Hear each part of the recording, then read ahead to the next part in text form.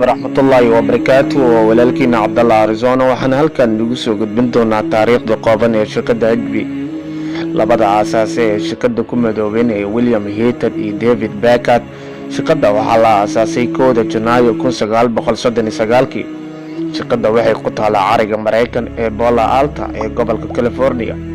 wax soo saarkeeda ugu horeeyay wuxuu ahaa maqalka iyo codka, waxaana tijaabiyey mid ka mid a macaamiishooda, wuxuuna ku tijaabiyey qalab skeletor. qalabka waxaa la soo saaray 1940. kombiyuutaradeeda ugu horeeyey wuxuu soo galay suuqa 1962, waxaana lagu talagalay in lagu xakameeyo qadadka waaweyn. dabayaaqadii 1980 waxay soo saartay qalab aad u fara badan oo pc personal computer ah.